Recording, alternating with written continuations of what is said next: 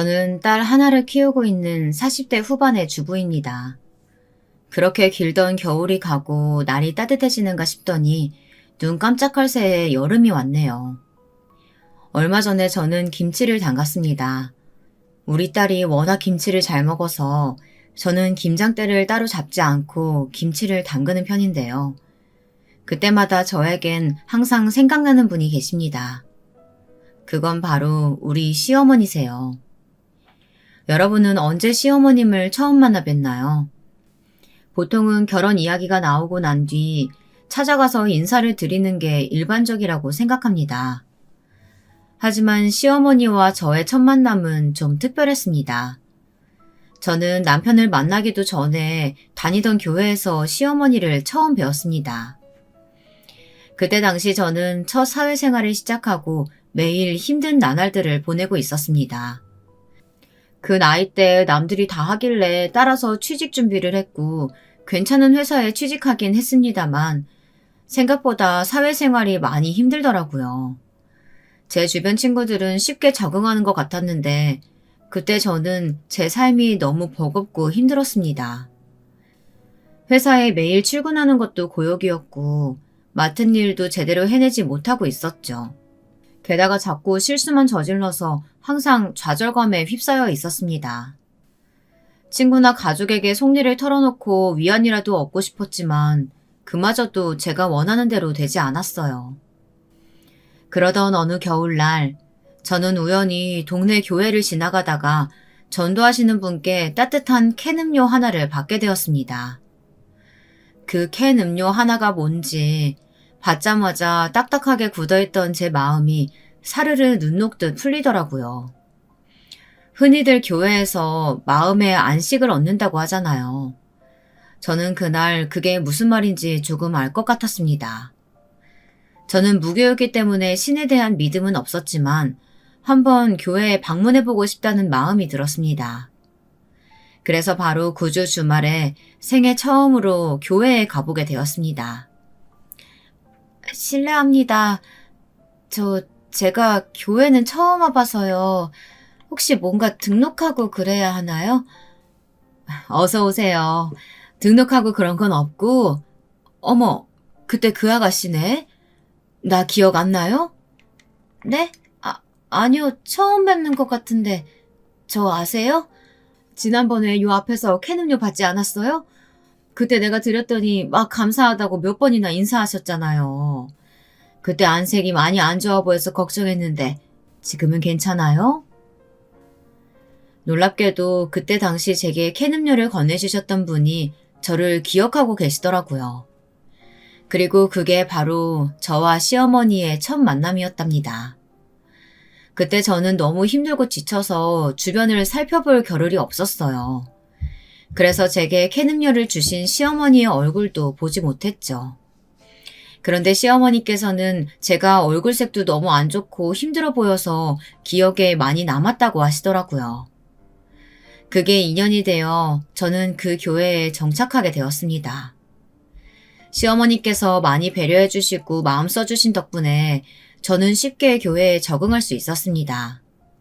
그리고 다른 좋은 분들도 알게 되어서 여러 가지로 위로를 많이 받아 당시 힘들었던 일들을 극복할 수 있었어요. 그러기를 몇 년, 어느 날 시어머니께서 기도 시간이 끝난 후 제게 따로 할 말이 있다고 하시더라고요. 서연 씨, 혹시 지금 만나는 사람 있어요? 만약에 없다면 내가 좋은 사람 하나 소개시켜주고 싶은데 괜찮다면 우리 아들 한번 만나보지 않을래요? 서연 씨 볼 때마다 요즘 이런 사람이 또 어디 있을까 자꾸 생각이 드는 게 누가 채가기 전에 내가 먼저 며느리로 점 찍어두고 싶어서 말이야. 시어머니의 갑작스러운 말씀에 저는 사실 지레 겁부터 먹고 말았습니다. 그때 저는 몇 년 동안 사귀었던 남자친구와 좋지 않게 헤어진 상태였는데요. 그 때문에 사람과 깊은 관계를 맺는 것에 먼저 두려움부터 들던 때였어요. 저를 좋게 봐주신 건 정말 감사하지만 제가 지금은 누굴 만날 마음의 여유가 없어서요. 정말 죄송합니다. 아니에요. 죄송할 거 없어요. 오히려 내가 서연 씨 마음에 괜히 부담 준 것 같아서 미안하네요. 그래도 마음 바뀌면 언제든지 말해줘요. 알겠죠? 시어머니의 말씀을 듣고 그날 집에서 얼마나 고민을 많이 했는지 몰라요. 시어머니는 처음부터 제게 사심없이 정말 잘해주시던 분이었고 그런 분의 아들이라면 두말할 것 없이 좋은 사람일 것 같았거든요. 그래서 저는 며칠 동안 고민하다가 한번 만나보겠다고 말씀을 드렸죠. 그리고 바로 그 주 주말에 교회 근처 카페에서 남편을 처음 만나게 되었어요. 안녕하세요, 세연 씨. 어머니께 말씀 많이 들었습니다. 저는 김민준이라고 합니다. 오시느라 힘들지는 않으셨어요? 오늘 날이 많이 더워서 오시자마자 드실 수 있게 먼저 음료 주문해놨는데 괜찮으실까요? 네, 그렇지 않아도 목이 마른 참이 없는데 미리 주문해 주셔서 정말 감사해요. 처음 만난 남편은 제가 만나본 남자 중에서 가장 자상했습니다. 게다가 저와 3살 차이밖에 안 났는데도 불구하고 다니고 있던 회사에서 이미 능력을 인정받아 중요한 직책을 맡는 모습이 정말 대단하게 느껴졌습니다. 그날 대화하는 내내 이 남자와 결혼하면 사는 내내 든든하겠다라는 생각이 들더라고요. 그리고 시어머니께서도 좋은 분이시니 어머니의 성품을 물려받은 아들도 좋은 남편이 되어줄 것 같았습니다. 그 후 몇 번 더 데이트하다가 남편이 먼저 결혼을 전제로 만나보는 게 어떻겠느냐고 이야기를 꺼냈고 저도 흔쾌히 동의했습니다. 그리고 몇 달 뒤 저는 남편에게 프로포즈를 받았고 결혼을 결심하게 되었어요. 교회에서 제 이야기를 들은 시어머니도 많이 기뻐하셨죠. 하지만 결혼을 결심하고 보니 다른 걱정거리가 생기더군요. 사실 저는 부모님의 깨물어도 아프지 않은 손가락이었습니다. 저에게는 위로 오빠가 하나 있는데요. 부모님께서 제일 아끼고 가슴 아파하는 자식은 오직 오빠뿐이었습니다. 어려서부터 좋은 것, 맛있는 것은 전부 오빠 차지였고 부모님의 사랑마저 저는 오빠에게 빼앗겨서 제대로 받아보지도 못했습니다. 게다가 저와 다르게 오빠는 어릴 때부터 공부도 잘해서 항상 부모님의 사랑을 독차지했죠. 제가 아무리 노력해도 부모님께서는 제가 하는 모든 것들을 못마땅하게 여기셨어요. 당연히 이전에 만났던 남자친구들도 마음에 안 들어 하셨죠. 제 전 남자친구도 부모님의 만류와 홀대를 견디다 못해 저와 헤어졌던 거였습니다. 그래서 부모님께 처음으로 남편을 소개해드렸을 때 걱정이 많았어요. 남편의 외모나 직업, 집안 수준은 괜찮은 편이었지만 또 부모님의 눈에 안 차서 헤어지면 어떻게 하나 싶었죠. 다행히 부모님께선 남편을 마음에 들어 하셨고 덕분에 상견례 날짜도 아주 빨리 잡혔습니다. 상견례 자리에서도 부모님께선 기분이 좋아 보이셨어요. 남편도 시어머니도 마음에 드신 눈치였죠. 그런데 안도하는 것도 잠시 부모님께서 매번 다른 사람들에게 하시던 대로 시어머니께 제 흉을 보기 시작하셨어요. 서연이 애는 지 오빠랑 달리 머리도 나쁘고 할 줄 아는 것도 없어서 평생 결혼도 못할 줄 알았는데 이렇게 좋은 집안에 시집 보내게 돼서 얼마나 다행인지 모릅니다. 가르치려고 많이 노력했지만 이 정도밖에 안 되는 애라 사부인 눈에는 안 차실 수도 있겠지만요. 그래도 잘 부탁드립니다. 남편 말이 맞아요. 제 오빠의 반의 반만이라도 닮았으면 이렇게까지 말 않겠지만 사실인 걸 어쩌겠어요. 얘는 또 생긴 것도 우리 부부 안 좋은 부분만 닮아가지고 어쩜 이리 박색한지. 제가 어디 가서 제 딸이라고 말도 못한답니다. 야무지기라도 하면 좀 나으련만 뭐 하나 시키면 잘하는 걸 못 봤어요. 혹시라도 성에 안 차시면 거리낌 없이 혼내셔도 되니까 사부인께서 잘 다듬어서 가르쳐주세요. 그런데 듣고만 계시던 시어머니께선 제 부모님께 이렇게 말씀하시더라고요. 이미 훌륭한 따님분을 다듬어 가르치다뇨. 제 미숙한 아들도 서연이랑 만나더니 더 성숙해지고 성장하는 게 눈에 보입니다. 그러니 서연이에게 제가 오히려 고마울 뿐이죠. 부모 마음이야 70살 넘은 자식도 아이로 보인다지만 부디 사돈분들께서도 서연이를 흠 많은 자식이라 생각하지 마시고 어엿한 성인으로 보시고 앞날을 축복해 주시지요. 시어머니의 따뜻한 말씀에 저는 조용히 눈물을 삼켰습니다. 부모님께도 받지 못했던 사랑을 시어머니께 받은 기분이었어요. 평소에도 제게 좋은 말을 많이 해주신 분이었지만 이 정도로 절 좋게 봐주고 계신 줄은 몰랐거든요. 이렇게 시어머니께서 전폭적으로 저와 남편의 결혼을 지지해 주신 덕분에 부모님께서도 흔쾌히 결혼을 승낙해 주셨고 저와 남편은 축복 속에 결혼할 수 있었습니다.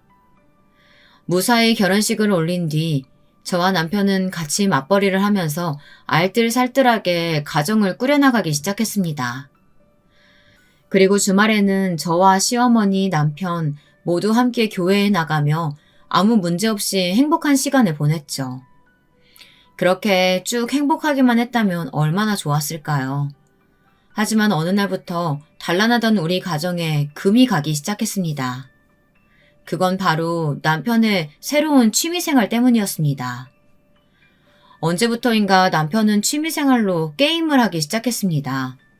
남편이 시작한 게임은 그때 당시 게임을 안 하는 사람이어도 이름을 알고 있을 정도로 유명한 게임이었습니다.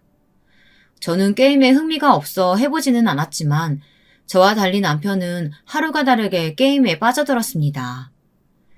급기야 다들 하는 유명한 게임에서 질 수 없다면서 장비를 맞춰야 한다고 하더니 회사에서 나온 보너스를 다 써서 컴퓨터까지 새로 장만하더라고요.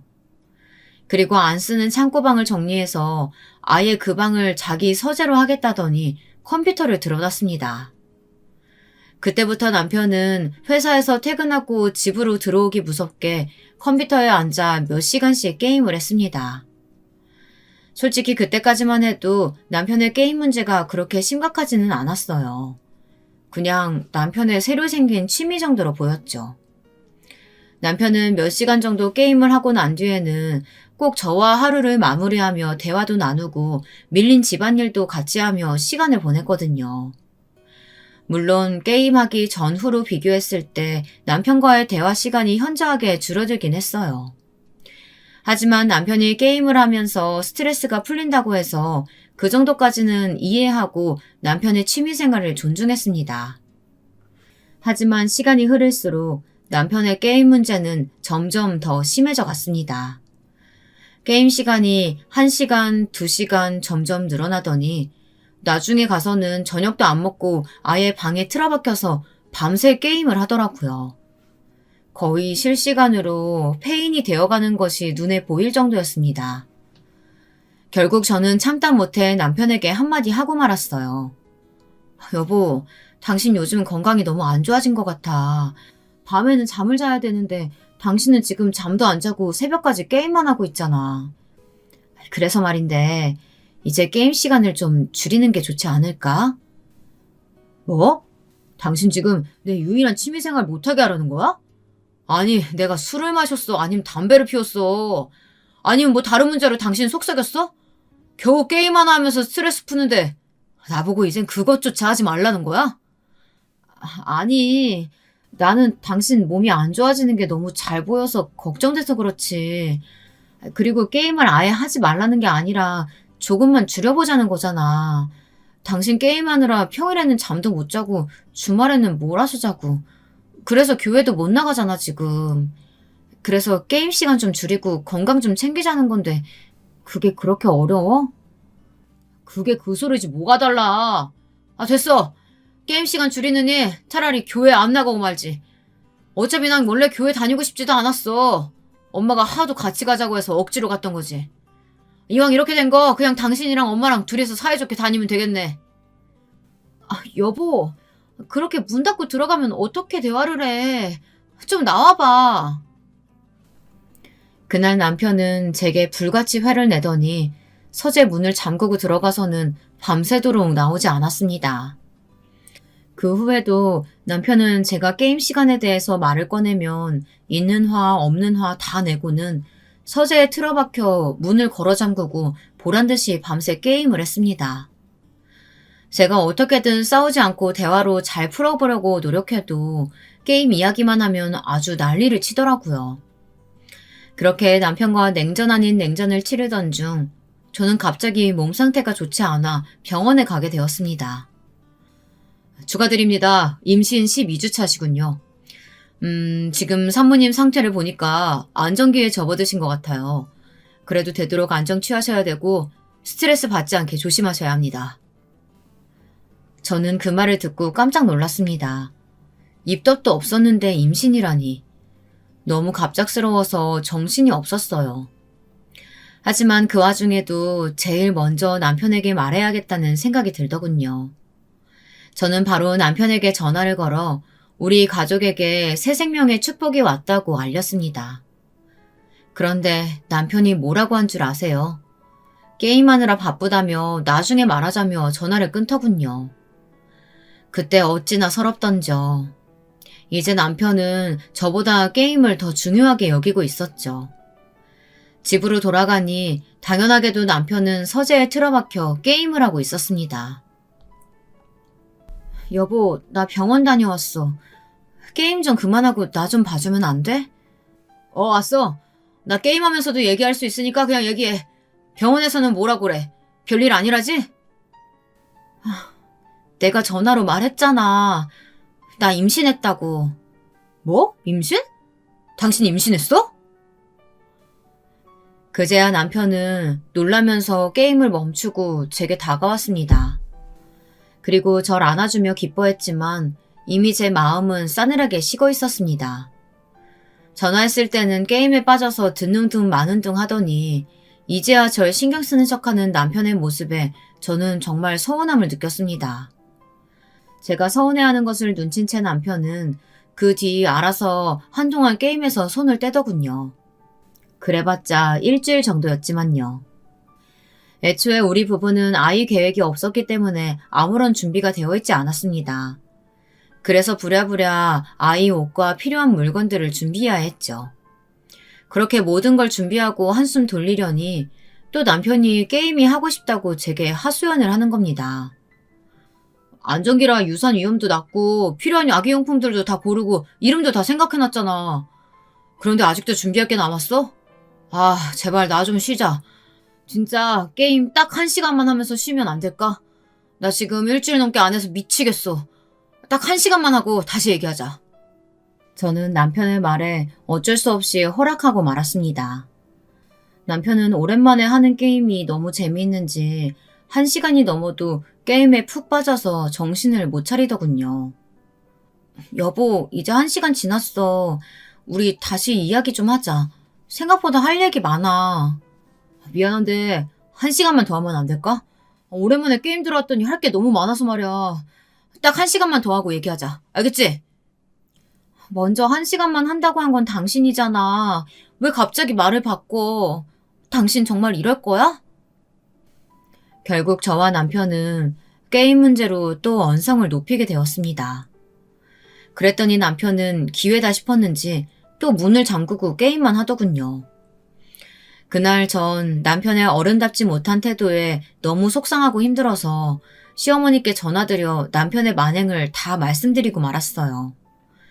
그랬더니 시어머니께서 다음날 바로 찾아오신 게 아니겠어요? 서연아, 많이 힘들지? 그런 일이 있었으면 얼른 나한테 말을 했었어야지. 왜 말도 안 하고 참고 있었어?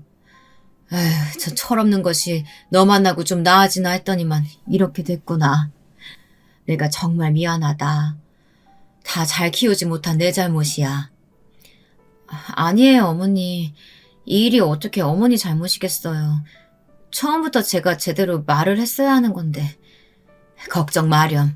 내가 이제 게임 좀 줄이라고 단단히 일러주마. 어떻게 임신한 아내를 내팽개치고 게임이나 해. 내가 그 꼴은 절대 못 보지.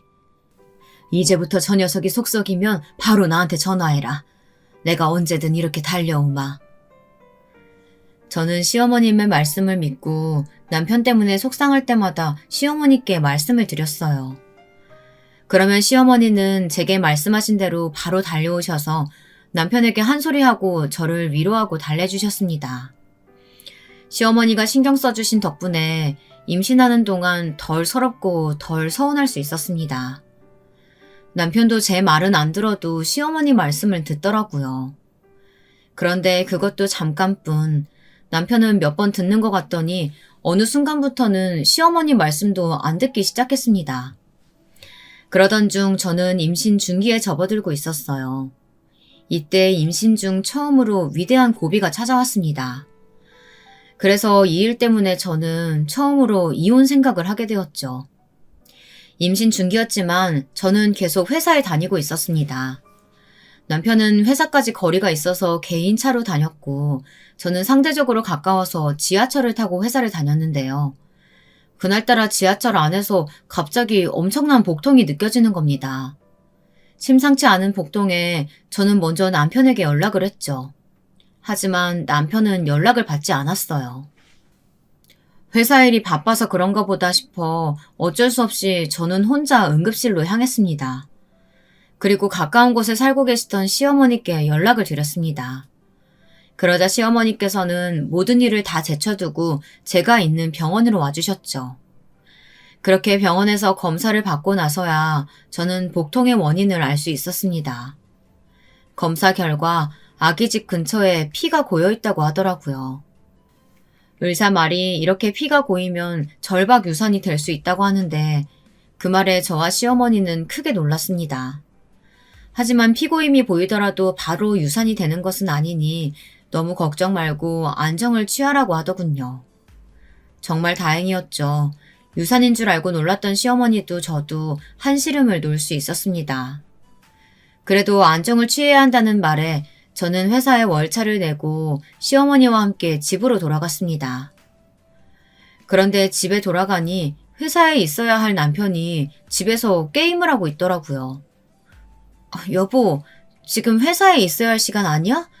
근데 왜 지금 집에서 게임을 하고 있어?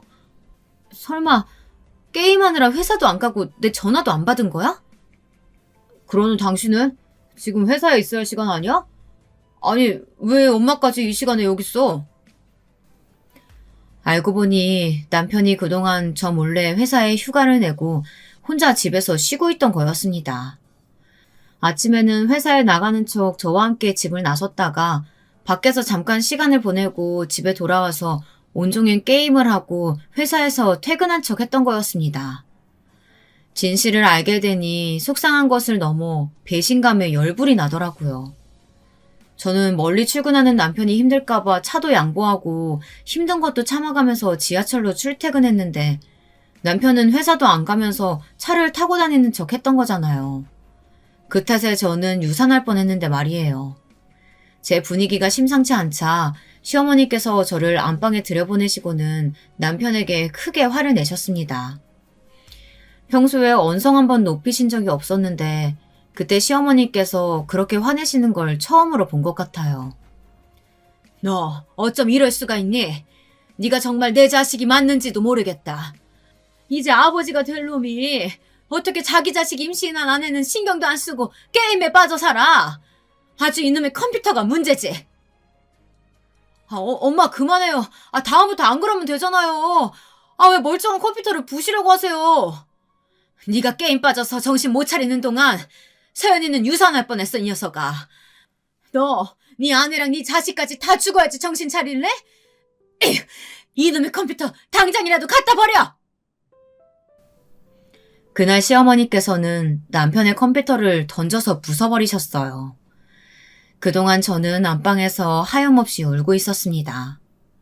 결혼 전에는 저런 사람이 아니었는데 어쩌다 이렇게까지 된 건지 모르겠더라고요.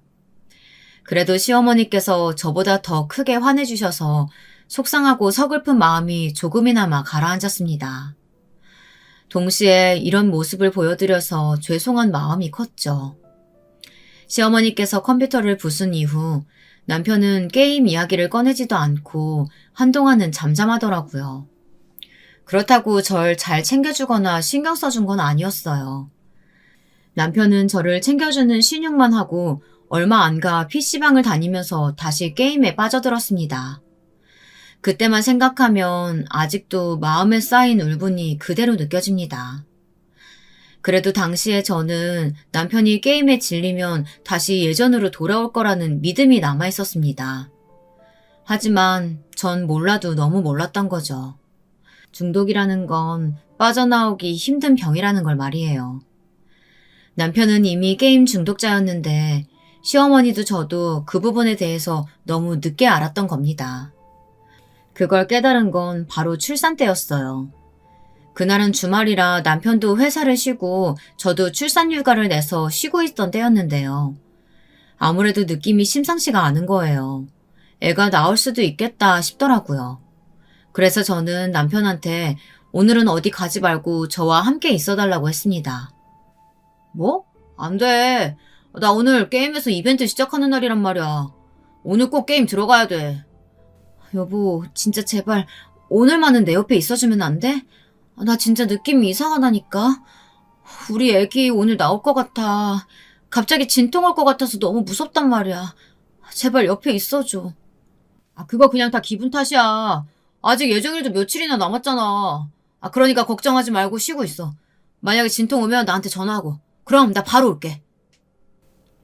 제가 아무리 말려도 남편의 뜻은 꺾이지 않았어요. 결국 남편은 PC방에 갔고 저는 어쩔 수 없이 혼자 집에 있어야 했죠.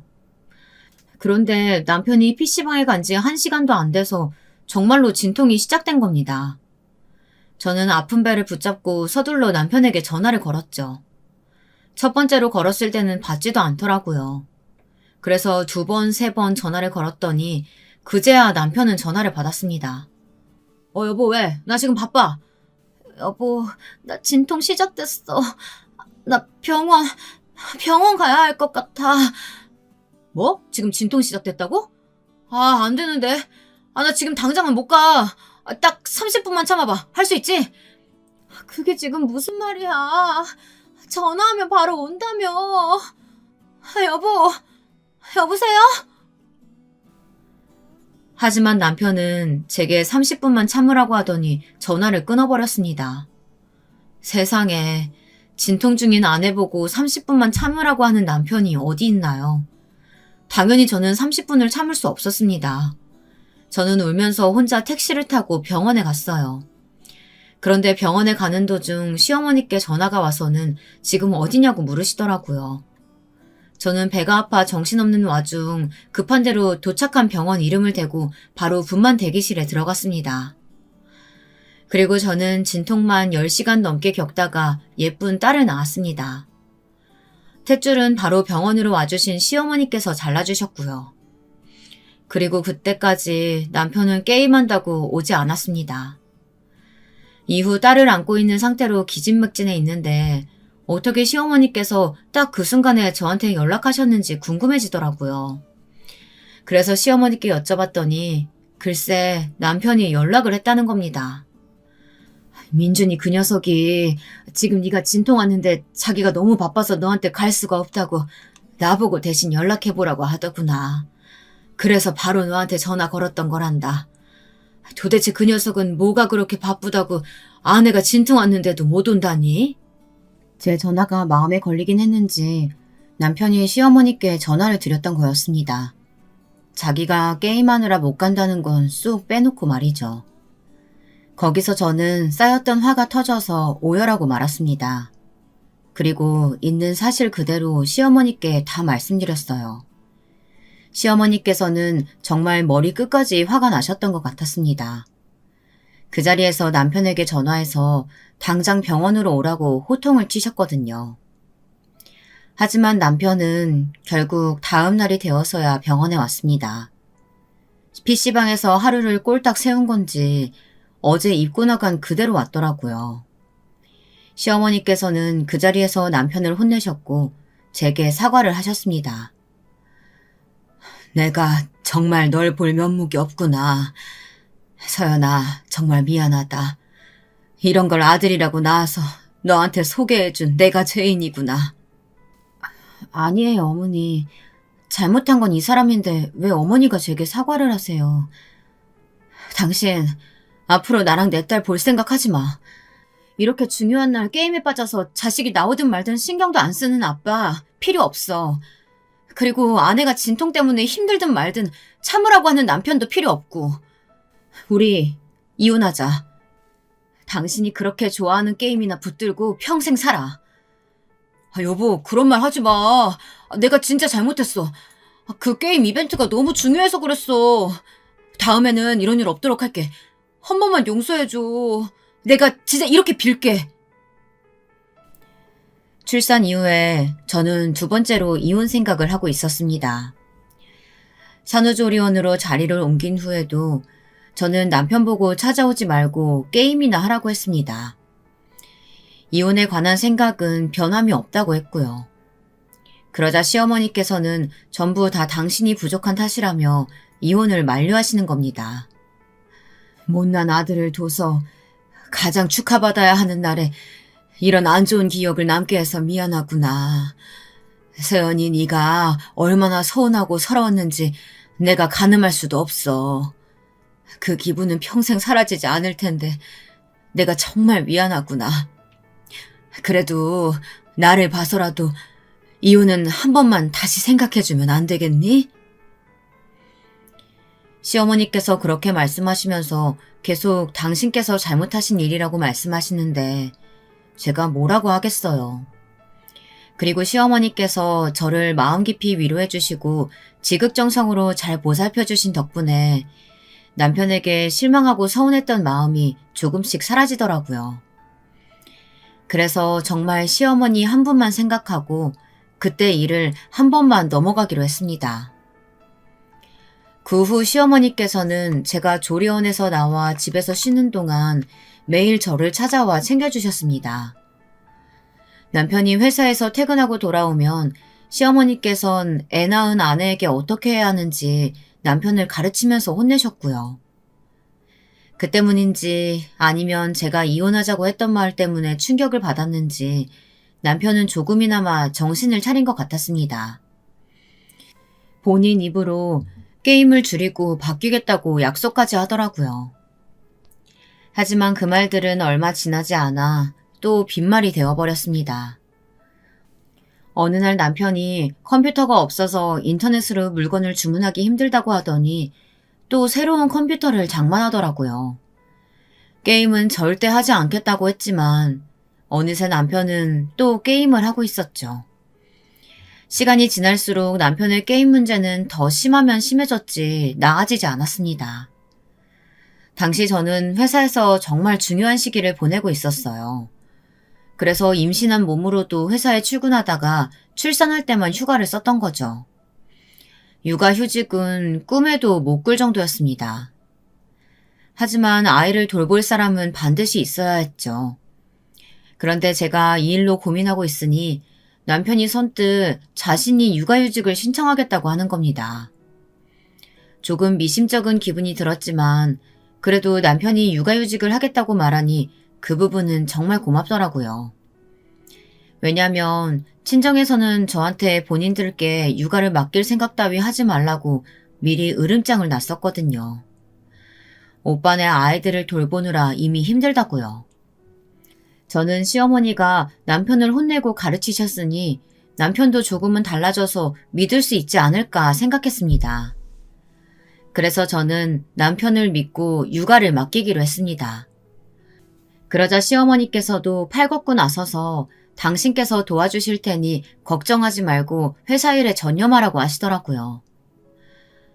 옛날에는 여자가 애 낳으면 꼼짝없이 집에서 애만 보고 집안 살림만 해야 했어. 그런데 요즘은 그런 세상이 아니지 않니? 나는 길 다니다가 열심히 사는 애들 보면 정말 보기 좋고 응원해주고 싶어진단다. 나도 세상이 이렇게 바뀔 줄 알았다면 직장 하나 정해서 몸담고 있었을 거야. 저는 그 말을 듣고 참 많은 생각이 들었습니다. 시어머니께선 시아버지 때문에 억지로 가정주부로 사신 분이셨거든요. 시어머니께선 하고 싶은 것도 많으셨고 능력도 있던 분이셨지만 시아버지가 여자는 집에서 살림하고 애 보는 게 도리라며 일하겠다는 시어머니께 엄청나게 화를 내셔서 어쩔 수 없이 가정주부로 사셨다고 하셨습니다. 고집불통이던 네 시아버지 돌아가시고 그 후에 나도 일자리 구하려고 했단다. 하지만 나이 때문에 일 구하기가 쉽지가 않았어. 더군다나 건강도 예전 같지 않아서 뭐든 쉽게 할 수 없는 몸이 됐지. 돈은 벌어야겠는데 몸은 안 따라줘. 나이도 많다고 안 뽑아줘. 그때 참 많이 힘들었단다. 그나마 지금까지 하는 반찬 가게 일이 있어서 다행이었지. 시어머니께서는 음식 솜씨가 정말 좋으셨습니다. 그래서 음식 솜씨 하나로 반찬 가게 일자리를 구하셨죠. 이후 일주일에 3번 정도 시어머니께서 반찬 가게에 일이 없는 날마다 딸을 봐주러 오셨습니다. 솔직히 남편에게만 아이를 맡기는 게 불안하고 믿음직스럽지 못했는데 시어머니께서 도와주신다고 하셔서 저는 정말 마음이 놓이면서도 죄송스러웠습니다. 그런데 남편은 시어머니께서 집에 찾아와 애를 봐주시자 시어머니께 다 맡기면 된다고 생각했는지 본인이 해야 할 일도 점차 시어머니께 맡기고 아예 육아에서 손을 놓기 시작했습니다. 게다가 육아휴직으로 회사를 쉬니 이제는 밤새도록 게임하고 아침 나절에 잠을 자는 거예요. 저는 결국 직장도 다니고 집안일도 혼자 다 했고 새벽에 애가 울면 깨서 혼자 돌봐야 했습니다. 제가 독박 육아에 힘들어하는 동안 남편은 게임을 하거나 제가 회사에 다녀오면 변명하기 바빴습니다. 아, 힘들었다. 나 여보가 회사에 다녀오는 동안 애 보고 집안일 하느라 힘들었어. 아, 이제 좀 잘게. 깨우지 마. 남편은 뻔뻔스럽게도 애를 돌보느라 힘들었다며 저에게 딸을 맡기고 자는 겁니다. 저야 당연히 남편의 말을 믿을 수가 없었죠. 제가 직장에 있는 동안 애 보고 집안일 하느라 힘들었다면 집안의 모습이 어딘가 달라져 있어야 하지 않겠어요? 그런데 아침에 제가 두고 나간 빨래는 빨래통에 그대로 남아 있었고 설거지도 하나도 안 되어 그대로 쌓여 있었습니다. 심지어 애가 입고 있던 옷도 기저귀도 더러운 상태 그대로더군요. 여보, 애 기저귀는 제때 갈아줘야지. 안 그러면 발진 생긴다고 내가 말했잖아. 어머니도 말씀하셨던 건데 이걸 그대로 두면 어떡해. 어머, 세상에 우리 딸 눈 부은 것 좀 봐. 애가 울다 지쳐서 자게 만든 거야, 당신? 애가 울다 지쳐서 잔 게 아니라 아기니까 원래 울고 자고 그러는 거지. 아, 몰라. 난 할 만큼 했어. 나 잘 거니까 조용히 좀 해. 남편의 말을 들으니 제가 회사에 가 있는 동안 어떤 일이 벌어졌는지 눈에 훤하게 보이더라고요. 자기 딸이 울든 말든 남편은 집안일도 제쳐두고 게임을 했을 게 분명했습니다. 그리고 아이 밥도 챙겨주지 않고 자기 배고픈 것만 알아서 차려 먹었을 거라고 생각하니 남편이 정말 무심하고 차갑게 느껴지더라고요. 하지만 제가 소리치든 말든 남편은 제 말을 들어주질 않았습니다. 저는 출산 후 거의 바로 직장에 복귀하는 바람에 제대로 쉬지도 못해서 관절이 많이 안 좋아졌습니다.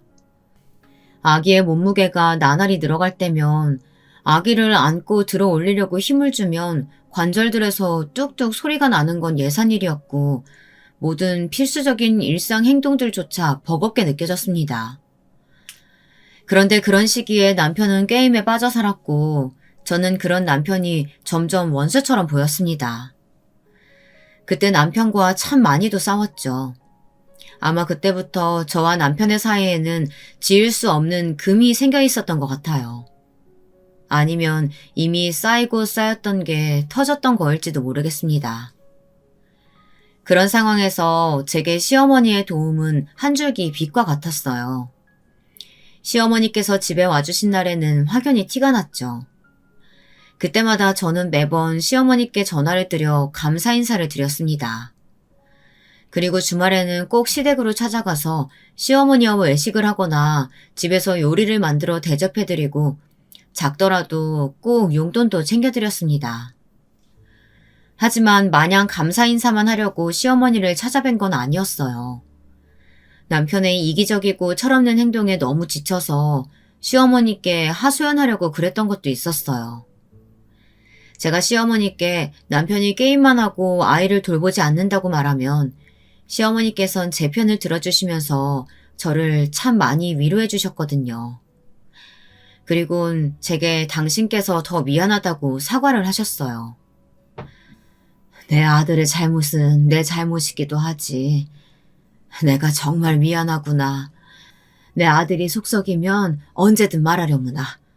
내가 그 녀석 아주 혼을 내주마. 그러다가 남편과 완전히 갈라서게 된 결정적인 사건이 일어났습니다. 그때는 남편의 육아휴직이 거의 끝나갈 무렵이었던 겨울이었어요. 그날 남편은 제가 출근 후 잠깐 환기를 시킨다며 베란다 문을 활짝 열어놓았답니다. 그런데 남편이 딸을 거실에 눕혀놓은 것도 깜빡 잊고는 방에 들어가서 혼자 방문을 닫고 저녁까지 게임을 했다는 거예요. 딸은 제가 퇴근할 때까지 찬바람이 쌩쌩 부는 거실에 하루 동안 꼬박 누워 있었던 겁니다.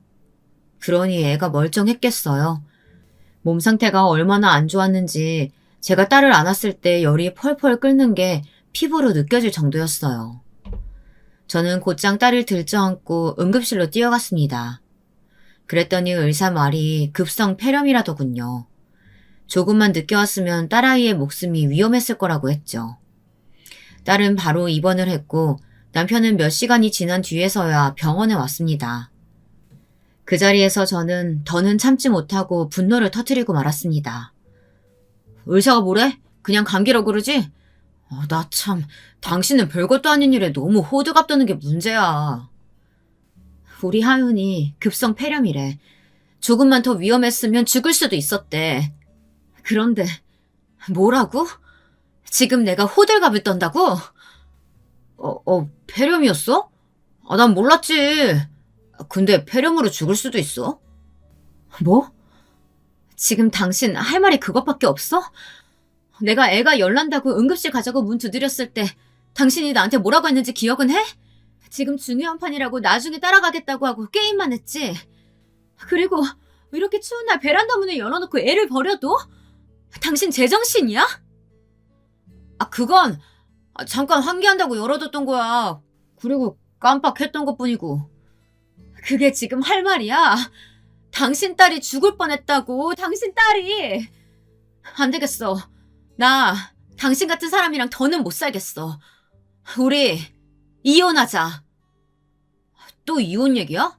야, 도대체 내가 뭘 그렇게 잘못했냐? 결국 애는 안 죽었잖아. 그럼 된 거 아니야? 난 너랑 애 때문에 이번에 게임에서 중요한 판 다 망쳤다고. 나만 손해봤단 말이야. 뭐? 중요한 판? 당신 이 상황에 아직도 게임 얘기를 하는 거야? 정말 당신 게임에 미쳐도 단단히 미쳤구나. 당신은 딸보다 게임이 더 중요해? 남편이 하는 말을 들으니 그동안 참아왔던 불만과 분노가 일순간에 터져나오더군요. 그렇게 한 차례 남편과 싸우고 나니 남편의 모습이 똑바로 눈에 들어왔습니다. 남편은 그냥 게임에 미쳐있는 사람이었습니다. 그리고 육아를 위해서 육아휴직을 한 게 아니라 그동안 하고 싶었던 게임을 하기 위해 육아휴직을 한 사람이었던 거죠. 저는 남편에게 완전히 정이 떨어져서 남편을 병실에서 쫓아냈습니다. 남편은 화를 내면서도 게임을 할 수 있다는 생각이 들었는지 가볍게 집으로 돌아가더군요. 다음 날 소식을 들으신 시어머니께서 집에서 게임을 하는 남편에게 크게 화를 내셨다고 했습니다. 그리고 곧장 병원으로 오셨죠. 제가 딸아이 손을 잡고 울고 있는 동안 시어머니께서 제 손 위에 손을 겹쳐 잡으시곤 이렇게 말씀하셨습니다. 내 아들이지만 저런 놈을 남편으로 데리고 살다간 하윤이도 죽고 너도 마음고생해서 몸 상할지도 모른다. 하나보단 둘이 낫다지만 둘보다 하나가 나을 때도 있어. 서연아, 그동안 내 아들 참고 살라고 말해서 미안하다. 이제라도 갈라서서 하윤이랑 둘이 살도록 해. 그리고 서연이 네 삶을 살아. 사실 저는 고민을 많이 하고 있었습니다. 시어머니께선 정말 좋은 분이셨고 시어머니께서 만약 한 번 더 용서하라고 말씀하시면 용서를 하게 될지도 모른다고 생각했거든요. 아들이 용서하고 그냥 살아달라고 하는 시어머니들이 수두룩한데 그런 사람들과 달리 우리 시어머니께선 그런 분이 아니셨어요. 저를 진심으로 딸처럼 걱정하고 계셨던 겁니다. 저는 시어머니의 말씀을 듣고 마음을 단단히 굳혔습니다. 하지만 남편은 이혼하지 않겠다고 버티더라고요. 결국 저는 이혼 소송을 했습니다. 그런데 위자료, 재산 분할, 양육권, 양육비를 청구하면서 알게 된 건데 남편이 저 모르게 상당히 많은 빚을 지고 있었다는 거예요. 그동안 게임에 쓴 돈이 다 대출해서 썼던 것이었고 그게 약 5천만 원 정도라지 뭐예요. 도대체 어떻게 하면 게임에 5천만 원이나 쓸 수 있나요? 그동안 내가 이런 사람이랑 살았다니 속이 터질 것 같더라고요. 하지만 남편은 뻔뻔하게도 이혼소송 중에 저 때문에 스트레스를 받아 게임을 하게 된 것이고 그것 때문에 쓴 돈이 5천만 원이니 빚에 대한 채무를 반반 나눠야 한다고 주장했습니다. 저는 남편의 그런 모습에 없던 정까지도 다 떨어지더라고요. 물론 그 채무는 오롯이 남편이 자신의 유흥을 위해 쓴 것이기 때문에 남편의 주장은 받아들여지지 않았습니다. 하지만 위자료나 재산 분할, 양육비는 남편이 돈이 없어서 받을 수 없었고 그저 같이 살던 집과 가구 등 돈 되는 걸 전부 제가 가지는 것으로 결론이 났습니다. 이혼 확정 판결을 받은 날 밤 앞으로 어떻게 살아야 하나 고민하고 있는데 시어머니께서 집으로 찾아오셨습니다. 이혼 소송 기간 동안 남편은 시댁에서 지내고 있던 터라 남편이 시어머니를 따라서 올 줄 알았는데 같이 오지 않았더라고요. 보나마나 게임을 하고 있겠지 싶었는데 시어머니께서 먼저 말을 꺼내시더군요. 이제 앞으로 어떻게 살 계획이니 서연아? 우선 이사 갈 생각을 하고 있어요. 그리고 회사 다니면서 어떻게든 우리 하연이 잘 키워봐야죠. 그래, 둘이서 살기에는 이 집이 좀 넓기는 하지. 그리고 혹시나 궁금할까봐 말해둔다만 민준이는 내가 정신 차리라고 집에서 쫓아냈단다. 혹시라도 찾아오면 절대 받아주지 마렴. 그리고 이거 받아라. 이게 무슨 봉투예요, 어머니? 내 아들이 너한테 줘야 하는데 내가 대신 주마. 우선은 이거라도 받으렴. 1,000만 원이란다. 1,000만 원이라니. 어머니 이렇게 큰 돈을 어디서 구하셨어요? 내가 조금씩 모아둔 돈이란다. 이걸로 네가 받은 상처가 사라지지 않을 거란 거 알지만 내 마음이니까 받아주면 좋겠구나. 그리고 이혼은 했다지만 가끔 연락은 하고 살았으면 좋겠어. 그동안 널 내 딸처럼 생각하며 살았는데 갑자기 연락이 끊기면 어떻게 살아야 할지 모르겠다. 당연하죠, 어머니. 저도 어머니를 제 친어머니처럼 생각하고 살았는걸요. 그리고 어머니는 하윤이의 할머니시잖아요. 제가 연락 자주 드릴게요. 시어머니께서 제 손에 쥐어주신 돈 1,000만 원을 받고 저는 눈물을 흘렸습니다. 이혼할 때 제일 많이 갈등했던 건 남편 때문이 아니라 시어머니 때문이었거든요. 시어머니께서 저를 딸처럼 여겨주시고 아껴주시는 걸 아는데 이혼하면 그 인연이 전부 다 끊길까 내내 걱정했습니다. 그런데 먼저 이렇게 손을 내밀어 주시니 저는 더할 나위 없이 감사했어요. 그렇게 저는 이사를 했습니다. 시어머니께 이사한 곳의 주소를 알려드렸고 때 되면 딸의 얼굴 사진도 보내드리면서 지냈어요. 그런데 어느 날부터 시어머니께서 우리 집으로 김치며 반찬들을 보내주기 시작하셨습니다. 그때마다 김치통에는 시어머니의 자필 편지가 있었고요. 언제나 제 건강과 딸아이의 건강, 어떻게 잘 지내고 있는지, 당신께서는 어떻게 지내시는지에 대한 이야기가 가득했습니다. 그 편지를 받을 때마다 저는 시어머니께서 잘 지내시는 것 같아서 안도하는 동시에 너무 죄송했습니다. 시어머니께서 연세도 있으셔서 힘드신 것을 알고 있었거든요. 그래서 저는 시어머니께 연락해서 다른 반찬들이나 김치를 챙겨주지 않으셔도 되니 무리하지 마시라고 말씀드렸습니다. 괜찮다. 내 마음 편하자고 그러는 거니까 부담 갖지 말고 받아. 이렇게라도 하니 안심이 돼서 좋구나. 그렇게 시어머니께선 오랫동안 김치를 보내주셨어요. 물론 저도 그동안 받기만 하지는 않았습니다. 김치를 받으면 꼭 김장값과 용돈을 보내드렸고 시어머니 생신이나 명절에도 꼭 음식과 돈을 챙겨 보내드렸어요. 하지만 시어머니께 찾아가지는 못했습니다.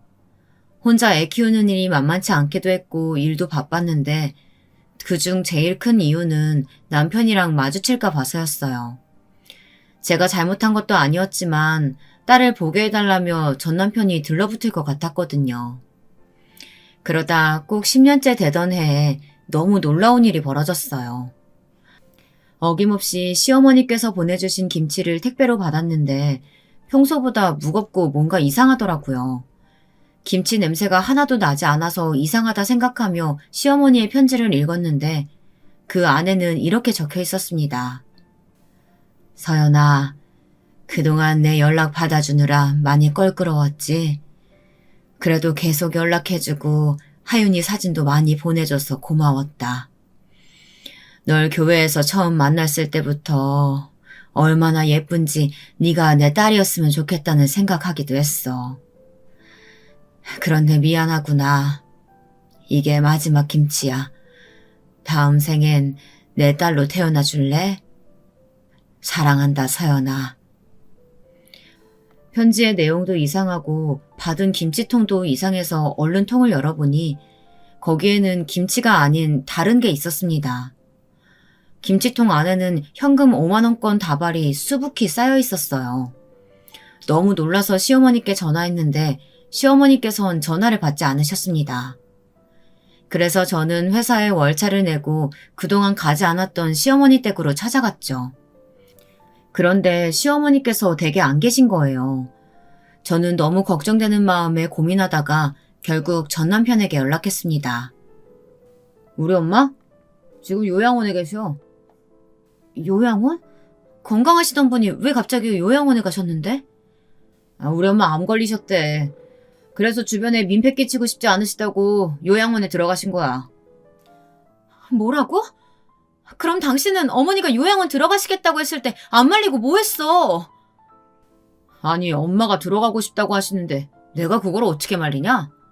그리고 병간호는 누구 보고 하라고? 정말 네가 그러고도 인간이니? 넌 네 엄마를 그렇게 보내고 싶었어? 됐고, 요양원 이름이나 얘기해. 전 남편은 이혼 전이나 후나 제정신이 아닌 것 같았어요. 남편에게 요양원 위치를 듣고 저는 그 길로 시어머니가 계신 요양원으로 찾아갔습니다. 그리고 좁은 요양원방에 계시던 시어머니를 만나뵐 수 있었습니다. 멍하니 창밖만 바라보고 계시는 시어머니를 보니 눈물이 앞을 가렸습니다. 어머니, 대체 왜 여기서 이렇게 계신 거예요? 어머, 서연아, 네가 여기를 어떻게 알고? 저 민준 씨한테 다 들었어요. 이러지 마시고 우리 집으로 가요, 어머니.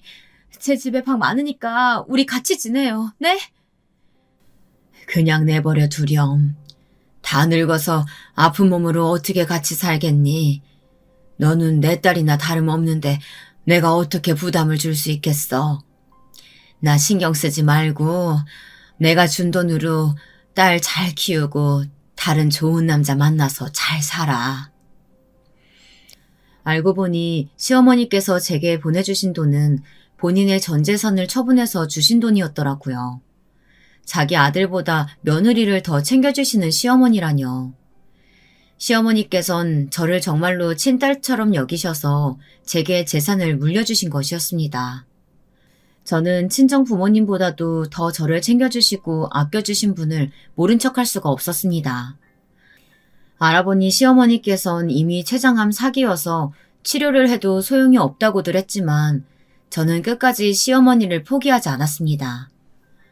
저는 시어머니를 요양원에서 모셔오고 난 후 췌장암 치료 전문의가 있는 병원으로 시어머니를 모시고 갔습니다. 포기하지 않고 꾸준히 치료를 병행하고 좋은 음식을 드시게 하며 스트레스 받는 일 없이 지내시게 많이 신경을 썼어요. 내가 딸을 잘 만나서 이렇게 말년에 호강하고 살아요. 우리 딸 정말 대단하죠? 시어머니께서는 병원에서도 다른 친구분들께도 제 자랑을 그렇게 많이 하셨습니다. 치료 덕분인지 아니면 좋은 음식을 먹으신 덕분인지 시어머니께선 췌장암 사기였지만 5년을 더 살다가 가셨어요. 그동안 딸과 시어머니 저 이렇게 셋이서 함께 놀러 다닐 수 있는 곳은 같이 다니며 쌓을 수 있는 좋은 추억을 많이 만들었죠. 그래도 많은 추억을 쌓기에 5년은 너무 짧은 시간이었습니다. 곧 시어머니의 기일이 돌아옵니다.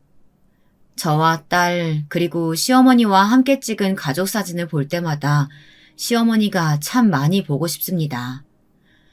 저는 시어머니께서 남겨주신 재산 덕분에 딸이 성인이 될 때까지 아무 탈 없이 잘 키울 수 있었습니다. 제게 전 재산을 보내셨을 때 시어머니의 마음을 전 평생 헤아릴 수 없겠죠. 그저 제 마음이 하늘에 닿기를 기도하며 매일 시어머니께 감사하면서 살고 있습니다. 시어머니께선 지금 하늘에서 고통 없이 행복하고 평안하게 계시겠죠. 나중에 꼭 하늘나라에서 다시 뵐 수 있었으면 좋겠습니다.